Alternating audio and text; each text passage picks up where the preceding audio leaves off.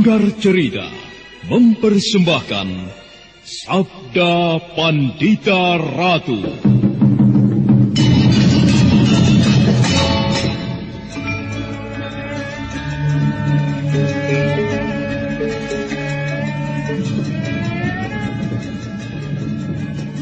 Aneh, kemana larinya orang berjubah merah itu tadi? Sungguh luar biasa, sangat gesit gerakannya. Mestinya aku bisa mengejarnya. Akan tetapi orang berjubah merah itu tiba-tiba lenyap. Tidak banyak orang yang mampu menghilang dalam ajian penglimunan. Orang itu menghilang. Nampaknya orang itu memang dengan sengaja memancingku kemari. Lalu apa maksudnya? Apa maksudnya?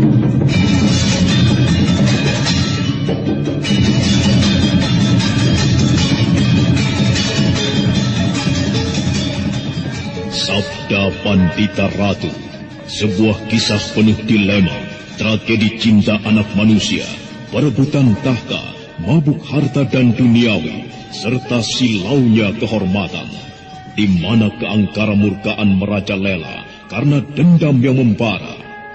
Kisah ini berlatar belakang berdirinya Singasari. Ken Arok, dialah pemuda yang merekuk pahit getirnya kehidupan.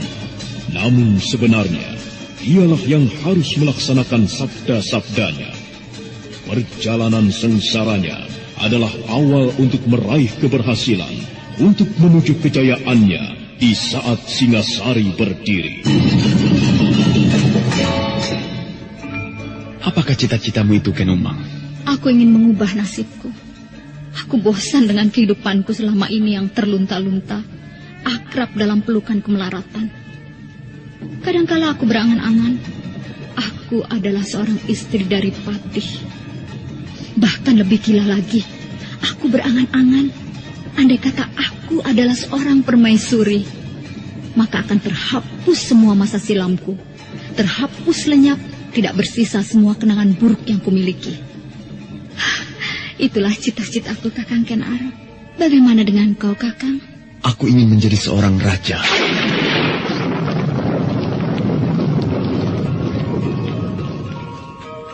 Sabda Pandita Ratu. Naskah ditulis oleh Pondra Swasti Langit, diolah oleh Agung Bahrodi, didukung oleh artis-artis terkemuka Ferry Fadli, Eli Ermawati, M. Abud, Ivone Rose, dan lain-lain. Teknik dan montase Ibing Arifin, dengan sutradara Dian Pertiwi.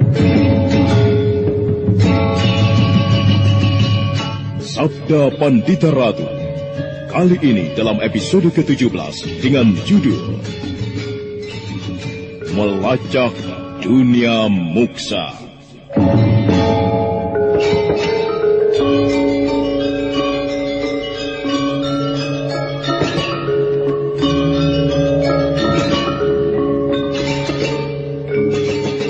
Dalam seri ke-487 ini, dengan para pemain, Ferry Fadli sebagai Kamaswara, Naryo sebagai Bresima, Nanang sebagai Lare Angon, dan Asdi Suhastra, pengantar cerita. Kamaswara menjadi amat cemas ketika mendapatkan gua di balik air terjun Kampang Ayun itu dalam keadaan kosong. Pinaka Swasti Ratu dan anak lelakinya Parameswara tidak ada. Dan yang ada justru jejak-jejak sebuah pertempuran yang dahsyat. Demikian juga di luar goa, yang mereka temukan juga jejak-jejak pertempuran yang dahsyat. Perhatian Kamaswara tiba-tiba tertuju pada sosok orang yang sedang bersembunyi.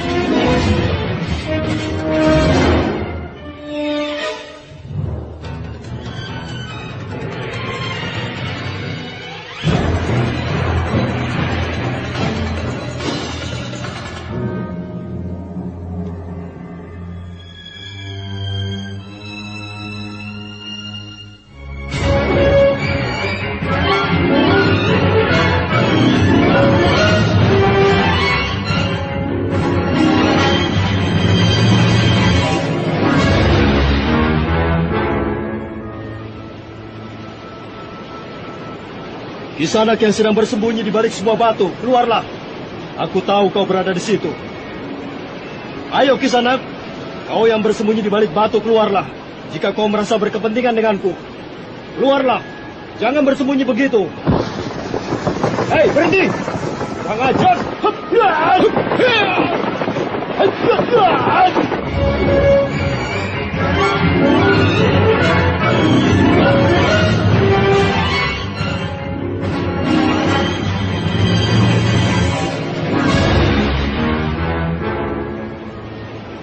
Siapa kau?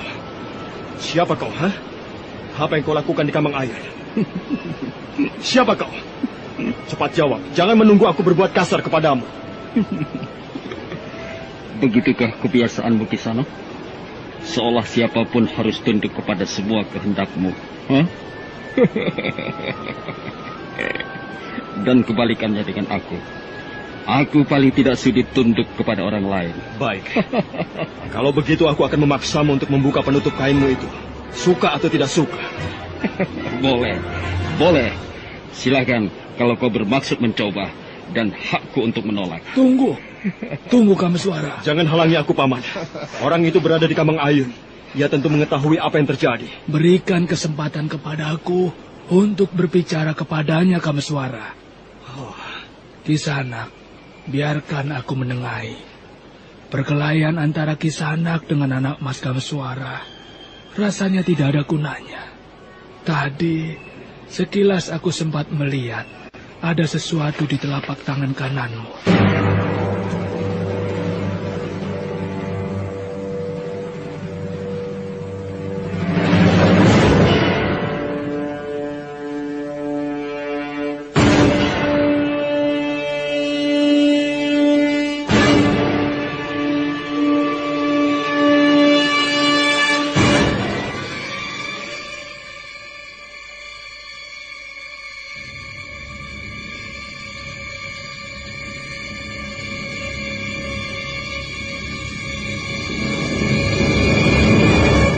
Orang yang menyembunyikan wajahnya di balik topeng kulit itu seperti terhenyak. Namun sementara itu, Kameswara tidak kurang kagetnya. Kameswara memandang ke arah tangan kanan orang yang bertopeng itu. Tetapi orang itu justru menyembunyikannya.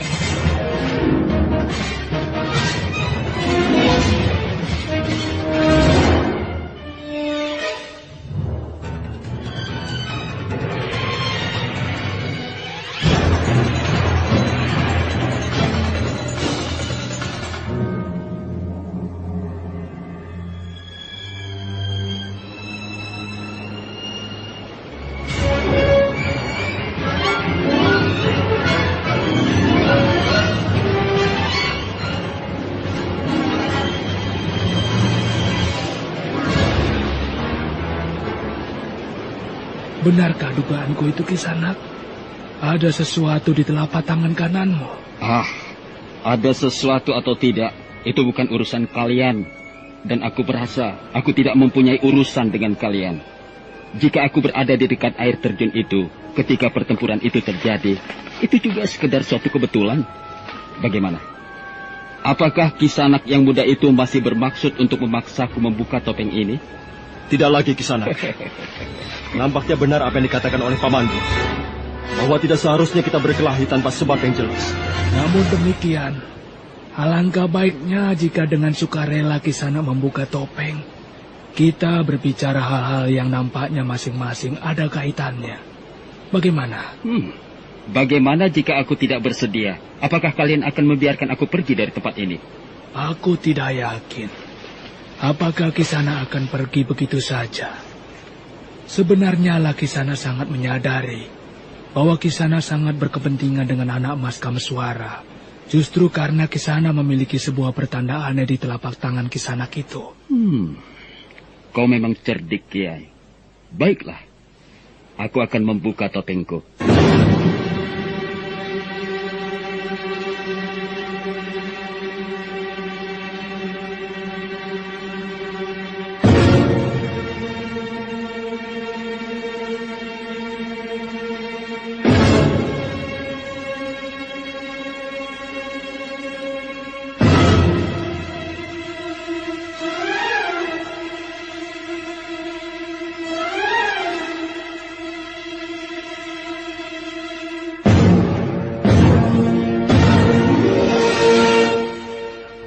lelaki itu telah membuka topengnya.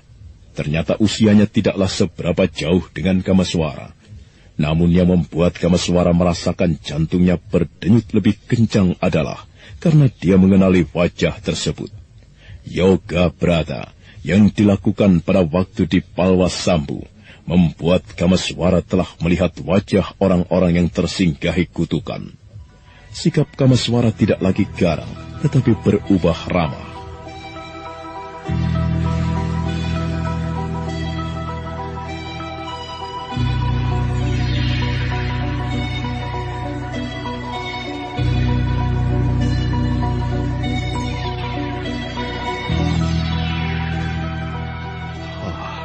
Kalau aku boleh mengetahui, siapakah namamu Kisanak? Namamu sendiri siapa? Namaku Kameswara. Namaku Lare Angon. Lare Angon? Iya, kenapa? Apakah menurutmu nama Lare Angon adalah sebuah nama yang tidak pantas dipakai? Itu sebuah julukan Kisanak Lare Angon. Tentu Kisanak memiliki nama lain, nama Kisanak yang sebenarnya. Apa arti sebuah nama? Sedemikian beratikah? Bagaimana kalau aku menyebut namaku sama dengan namamu? Baiklah. Baiklah Kisanak Lare Angon. Jika kau memang merasa keberatan, aku tidak akan memaksa. Dan kau siapa, Kiai? Namaku Bresima, anak muda. Wasi Bresima. Aku berasal dari Panarukan. Nah, sekarang kalau Kisana Lare Angon tidak keberatan, berceritalah apa yang Kisana ketahui di Kambang Ayun. Kami menemukan bekas-bekas pertempuran, dan itu sangat mencemaskan aku. Benarkah kau mengetahui apa yang telah terjadi? Iya. Semalam memang terjadi sebuah pertempuran yang dahsyat. Bukankah itu yang kau cemaskan? Siapa yang bertempur? Seorang pemuda. Usianya sebaya dengan kita. Diiringi oleh 2 orang tua yang usianya sebaya dengan Kiai. Mereka bertiga bermaksud buruk terhadap bayi itu. Akan tetapi bocah itu mampu membawanya pergi menyelamatkan diri. Aku yang kemudian tinggal di sini. Oh, rupanya Kisanak Lare Angon ikut terlibat dalam pertempuran itu. Benar demikian, Kisanak? Iya, aku ikut terlibat. Dan penyebabnya adalah apa yang berada di tanganku ini. Apakah mereka menyebut nama sebagai Damar Taun, Resi Bawani, dan Bandar Mau? Iya, betul. Itu nama-nama mereka. Tidak aku sangka Damar Taun itu ternyata masih hidup.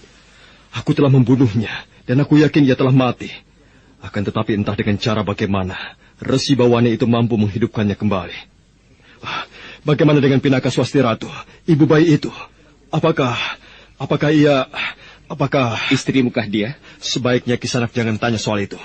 Jika aku harus menjawabnya, maka aku harus bercerita panjang lebar. Jawab saja. Bukankah bayi yang sedang diburu-buru itu adalah anakmu? Iya. Nah, itu berarti perempuan yang bernama Pinaka itu istrimu. Baiklah, terserah bagaimana penilaianmu. Tetapi tolong ceritakan bagaimana keadaannya. Aku tidak tahu apa sebenarnya yang dialami oleh istrimu yang cantik itu. Jangan kata untuk mengetahui apa sebenarnya yang sedang dialaminya. Sedang untuk mengetahui apa sebenarnya yang sedang aku alami ini saja, aku tidak tahu. Kepadamu aku bermaksud bertanya. Mungkin kau bisa menceritakannya. Aku akan menceritakan. Tetapi sebelumnya tolong ceritakan lebih dulu bagaimana keadaannya. Ada yang tidak bisa aku mengerti pada diri perempuan itu. Ia ibu dari bayi itu. Tetapi mengapa ia justru memiliki perlambang buruk di tangan kirinya yang berwujud rajah mata itu?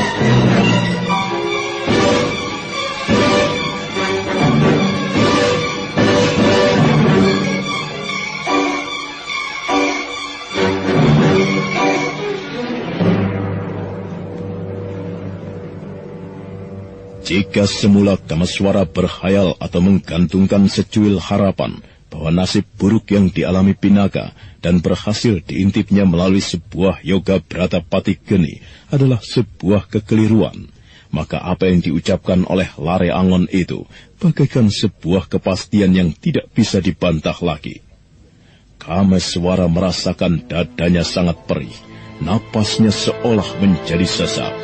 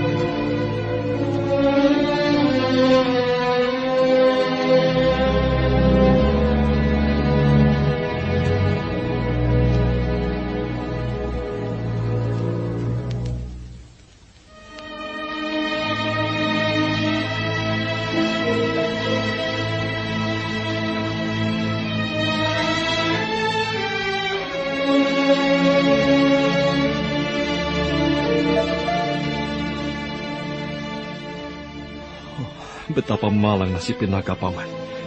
Sulit aku menerima kenyataan ini. Aku tidak bisa membayangkan bagaimana mungkin Pinaka menjadi salah seorang yang membahayakan anaknya sendiri. Bagaimana yang demikian ini bisa terjadi, Paman Bresima? Ya, hanya para dewa yang tahu. Rahasia apakah yang terkandung di dalam persoalan yang rumit itu, anak Mas Kamswara? Kisanak Lare Angon, kau benar-benar merasa yakin bahwa Pinaka telah ketempatan kutukan berwujud rajah mata di telapak tangan kirinya? Iya, aku melihatnya dengan jelas. Lalu bagaimana sikapnya? Jangan terlampau cemas, meskipun kau memang harus cemas. Aku melihat istrimu itu berperang dengan dirinya sendiri. Meskipun ia memiliki tanda setan di tangan kirinya itu, akan tetapi nampaknya ia berjuang keras untuk tidak hanyut. Ia berjuang keras untuk menguasai diri. Oh, benarkah demikian, Kisanak Lare Angon? Aku tidak bohong. Apa yang aku katakan benar hingga sampai saat semalam. Saat selanjutnya, apakah istrimu itu mampu menguasai diri atau tidak? Ya, aku tidak tahu. Lalu kemanakah mereka sekarang? Pertempuran itu berhenti ketika bocah yang bernama Badrawati itu membawa lari bocah yang digendongnya. Istrimu mengejar, dan yang lain juga ikut mengejar. Dan aku yang tinggal di sini untuk menunggumu. Nah, Kisanak, itulah yang bisa aku ceritakan kepadamu. Sekarang balik, akulah yang akan bertanya. Aku membutuhkan keterangan bagaimana dengan keadaanku ini. Menurut mereka, kau yang bisa memberikan penjelasan dengan gamblang. Apakah pekerjaanmu, Lare Angon? Aku bukan jenis orang baik. Apa yang kau maksud dengan bukan orang baik-baik itu? Kisanak, aku bukan orang baik-baik. Aku pernah menjadi perampok, menipu, aku pernah memperkosa perempuan. Itulah aku.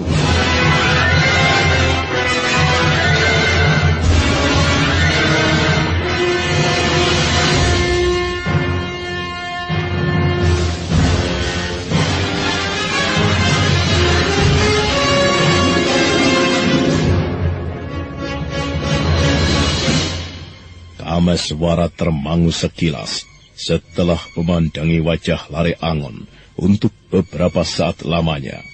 Pikirannya melayang menjelajah ruang yang tidak terbatas.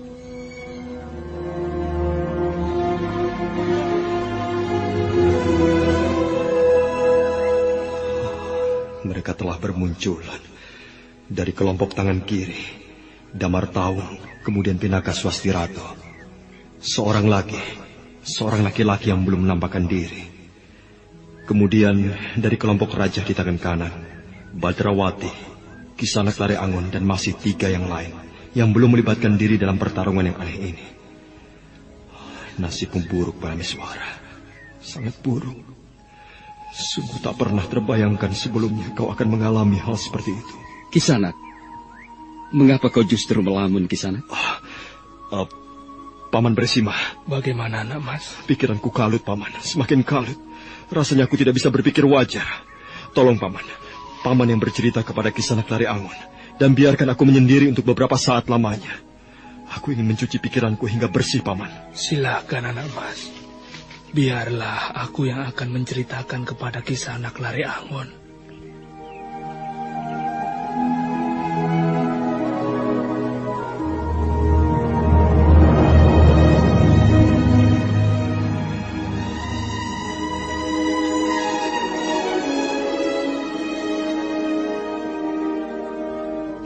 Dalam pada itu, waktu bergerak semakin senja dan kemudian menembus ke daerah kekuasaan kegelapan malam. Adalah di sebuah tempat di kaki Gunung Kelut, Brahmana Loh Gawe yang melangkah tersaruk-saruk menyusuri daerah demi daerah. Seorang saudagar yang baik hati telah memberi tumpangan menginap kepada Brahmana itu.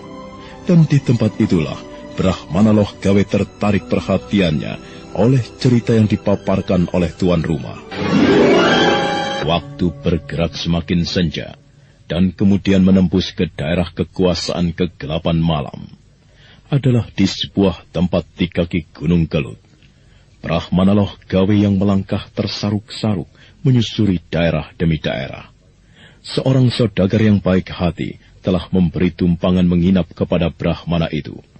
Dan di tempat itulah Brahmana Loh Gawe tertarik perhatiannya oleh cerita yang dipaparkan oleh tuan rumah.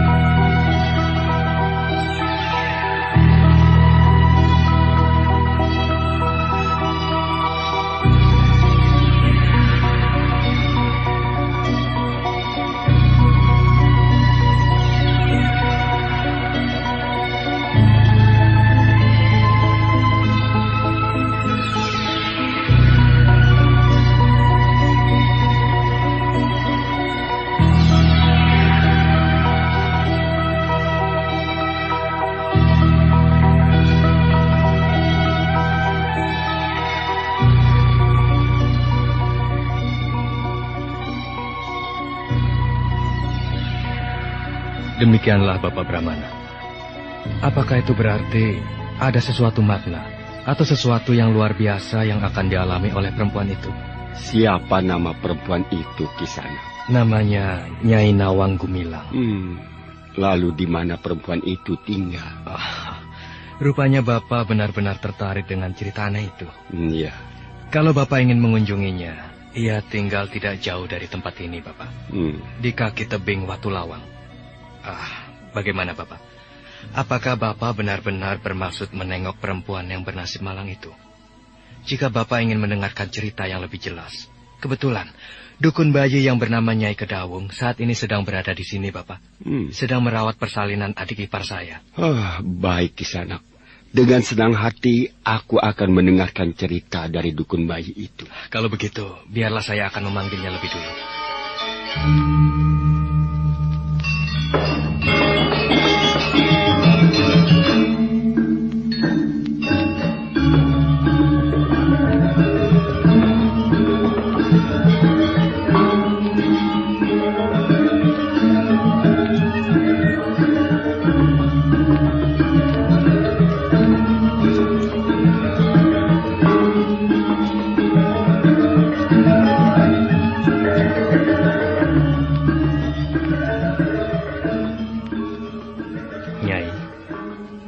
Bapak ini adalah Bapak Brahmana Loh Gawe.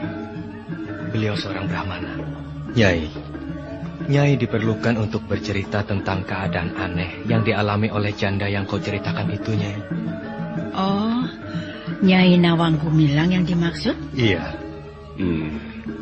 Ceritamu tentang perempuan yang memiliki sesuatu yang aneh pada telapak tangannya itu sangat menarik, Nyai. Kalau kau tidak keberatan, coba kau ceritakan kepadaku. apa yang terjadi dan dialami olehnya. Kasihan sekali perempuan itu, Bapak. Dia seorang janda yang dalam keadaan hamil ketika ditinggal pergi untuk selama-lamanya oleh suaminya, yang gugur di medan peperangan antara Kediri dan Singasari. Sebuah peperangan. Lalu di pihak mana suami perempuan itu berpihak, Nyai? Berpihak di Kediri, Bapak Brahmana. Ya. Lanjutkan kembali ceritamu.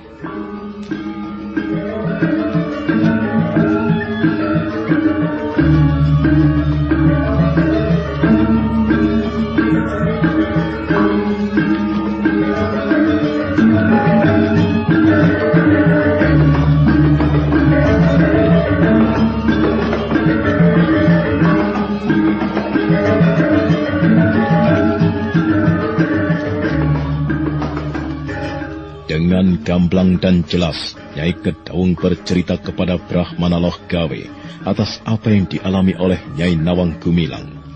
Dasarnya, Nyai Kedaung adalah seorang perempuan yang doyan bercerita.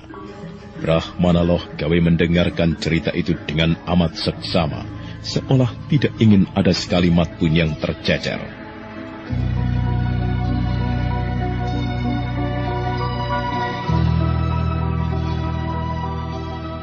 Begitulah ceritanya, Bapak. Nah, bagaimana, Bapak? Adakah sebuah arti dari peristiwa yang dialami Nyai Nawang Gumilang itu? Aku belum bisa mengetahui dengan jelas, Kisanak.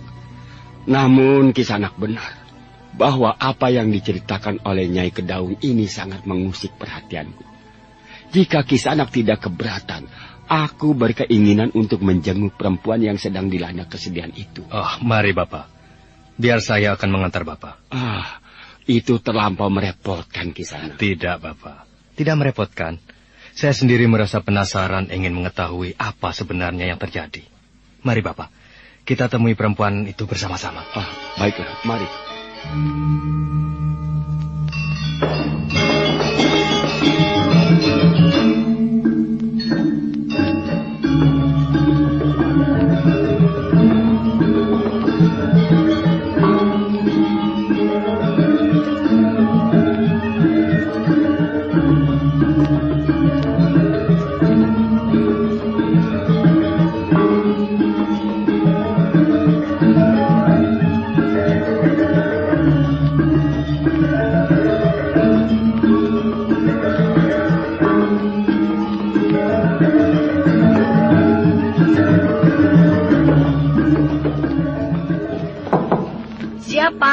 Aku, Nyai. Aku mengantarkan Bapak Brahmana Loh Gawe yang ingin bertemu denganmu. Bukalah pintunya. Nyai, janganlah kau berprasangka yang bukan-bukan jika aku datang di saat seperti ini. Aku mengantarkan Bapak Brahmana Loh Gawe yang merasa tertarik sekali dengan apa yang telah kau alami. Aku mengetahui ceritamu dari Nyai Kedaung yang baru saja membantu saudara iparku. Apa yang harus aku lakukan, Ki Saudagar? Tentu saja kau tidak perlu melakukan apa-apa. Tetapi, barangkali kau perlu menjawab pertanyaan-pertanyaan Bapak Brahmana Loh Gawe, yang mungkin bisa mengobati rasa penasaranmu atas apa yang sebenarnya tengah kau alami ini. Bagaimana? Terima kasih, Ki Saudagar. Terima kasih, Bapak Brahmana. Jika Bapak berkenan menjelaskan, apakah sebenarnya yang sedang aku alami? Jangan terburu-buru berterima kasih, Nyai.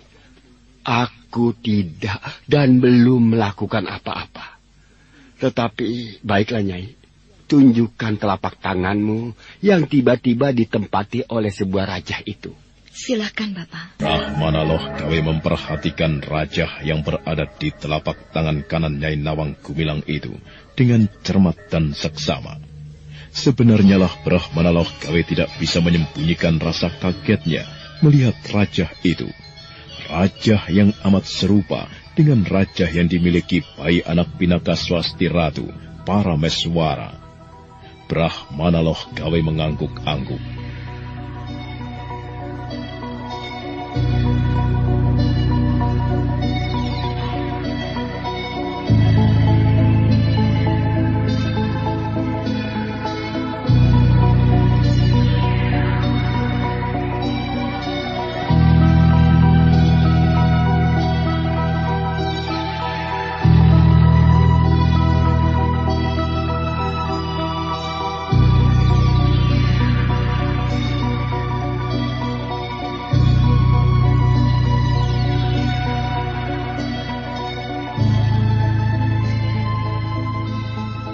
Bagaimana, Bapak? Bagaimana, Bapak? Nyai, yakinkah Nyai bahwa tanda ini semula berada di telapak tangan anakmu itu? Benar, Bapak. Tanda semacam ini semula berada di telapak tangan kanan anakku yang telah mati dari dalam kandungan. Aku gosok-gosok telapak tangan anakku itu dengan tanganku sendiri. Lalu raja di telapak tangan kanan anakku itu menghilang dan berpindah menempati telapak tangan kananku ini, Bapak. Nyai, aku tidak tahu apa artinya. Akan tetapi aku bisa menjelaskan bahwa dengan ketempatan raja seperti ini, sebuah tugas mulia dan berat telah berada di pundak Nyai. Kenapa demikian, Bapak? Apa salahku? Tugas berat apa, Bapak? Nyai, di samping Nyai, sebenarnya lah aku mengetahui ada yang lain yang memiliki raja seperti ini. Namanya Parameswara. Ia masih seorang bayi. Bayi? Ya, benar, Nyai. Dia seorang bayi. Ia memiliki juga tanda seperti itu. Tetapi ia masih hidup meskipun berbagai bahaya memburunya. Kenapa, Bapak? Apa salahnya? Seorang perempuan jahat pernah hidup di zaman Mataram, bermaksud menghancurkan sebuah candi. Akan tetapi niat jahatnya itu bisa dihalang-halangi oleh seorang pujangga Kadatwan yang bernama Sangsari. Perempuan jahat yang bermaksud lahir kembali itu. Dan ia sekarang telah lahir kembali dan bermaksud melanjutkan niatnya untuk menghancurkan candi itu. Namun pujangga itu merasa cemas atas keselamatan candi itu. Ia memutuskan untuk lahir kembali pula. Setelah ia lahir, menitis pada seorang bayi yang memiliki tanda aneh seperti yang kau miliki itu, Nyai. Lalu bagaimana dengan bayi itu, Bapak? Di mana bayi itu sekarang berada? Bagaimana keadaannya? Jika aku tidak keliru, mungkin bayi itu saat ini masih berada di sebuah tempat yang bernama Kambang Ayun. Lalu, jika aku memiliki wujud raja seperti ini, apakah artinya, Bapak? Apa artinya untukku? Aku belum jelas, Nyai. Akan tetapi barangkali Nyai mempunyai kewajiban yang berat untuk membantu melindungi bayi itu. Anakku.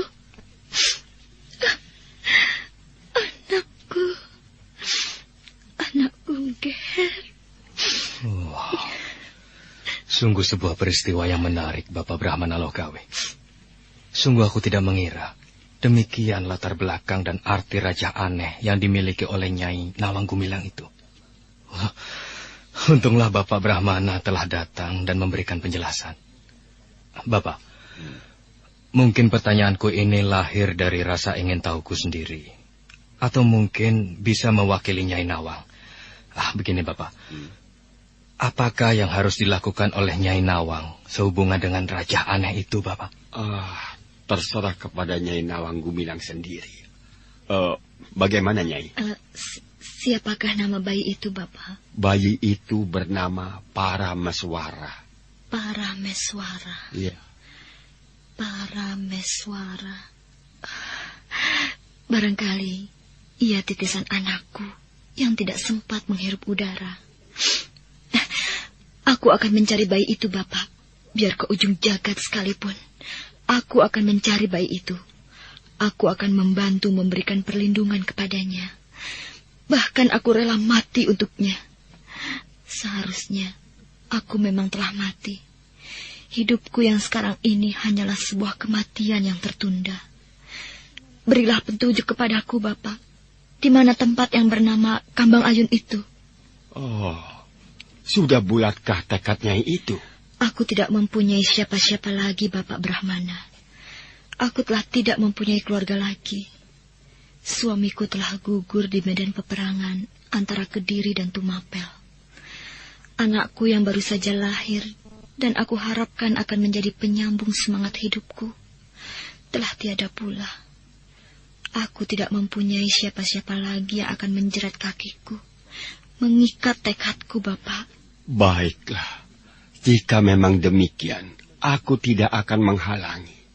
Meskipun dihalangi, apa yang Nyai hadapi nampaknya merupakan sebuah takdir yang tidak akan bisa dihindari oleh siapapun. Dan dengan cara bagaimanapun. Aku sendiri merasa berkepentingan dengan nasib bayi itu. Nah, aku tidak keberatan menemanimu, Nyai, menempuh perjalanan untuk mencari bayi itu. Nyai boleh mempersiapkan diri untuk perjalanan panjang itu dari sekarang. Tapi ingat, perjalanan itu mungkin akan berarti tidak akan kembali lagi ke tempat ini.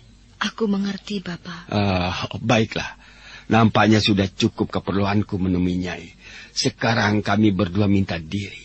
Besok pagi sekali, Bapak akan menjemput Nyai. Terima kasih, Bapak. Kisanak Saudagar. Iya. Nampaknya sudah tidak ada lagi yang perlu kita bicarakan di tempat ini. Atau barangkali masih ada yang ingin Kisanak bicarakan? Tidak ada, Bapak. Tetapi, Nyai, aku merasa terharu dengan apa yang kau alami. Aku terharu dan ikut sedih dengan kematian suami dan kemudian disusul anakmu. Yang bisa aku lakukan untuk Nyai barangkali hanyalah memberi bekal yang mungkin Nyai butuhkan di perjalanan bersama Bapak Brahmana Logawe. Terimalah, Nyai. Aku berharap uang ini bisa Nyai pergunakan di perjalanan. Terima kasih, Ki Saudagar. Iya, kami mohon pamit.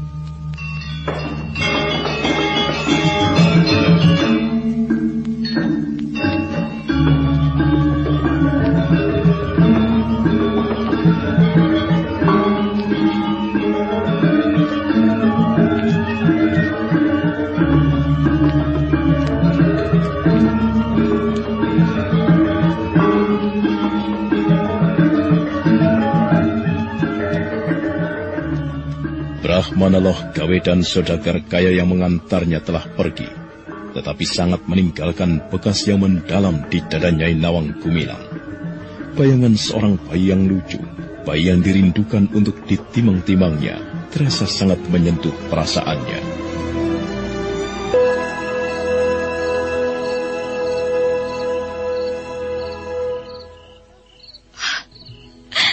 Aku tidak tahan, Badrawati. Aku tidak tahan menghadapi keadaan seperti ini. Aku tidak mau, Badrawati. Aku tidak mau menjadi sumber bencana bagi anakku sendiri.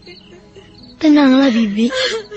Cepat atau lambat, semua keadaan yang buruk ini pasti akan berlalu.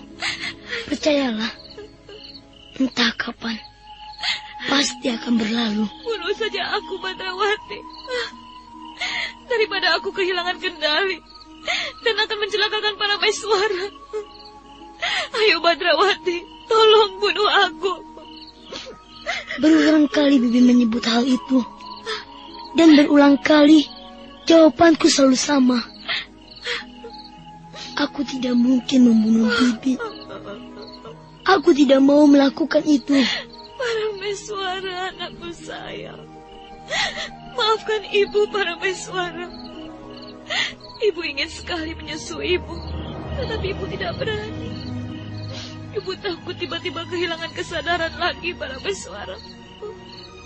Maafkan ibu, sayang. Aku kira adik bayi mengerti, Bibi.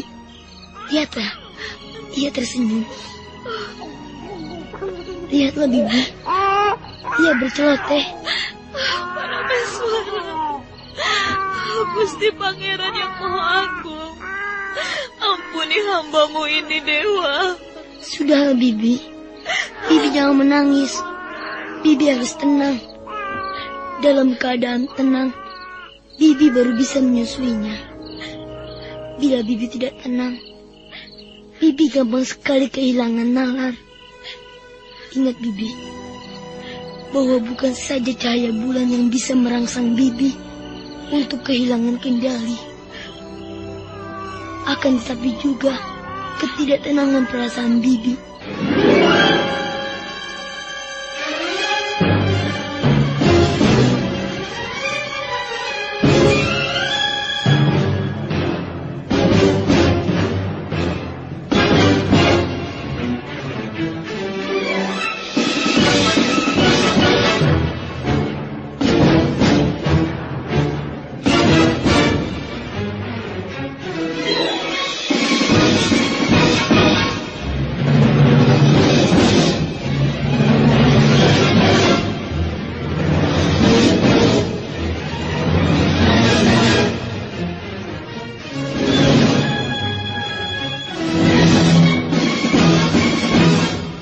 Pinaka Swasti Ratu kemudian duduk bersandar pada sebatang pohon. Tatapan matanya tertuju pada Parameswara yang digendong Badrawati. Perasaannya meluap ketika melihat bayi itu menyeringai tersenyum menggemaskan. Namun Pinaka segera menyisihkan keinginannya untuk menggendong bayi itu.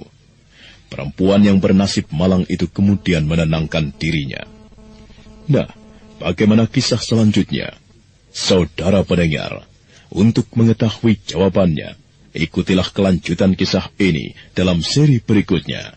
Sampai jumpa.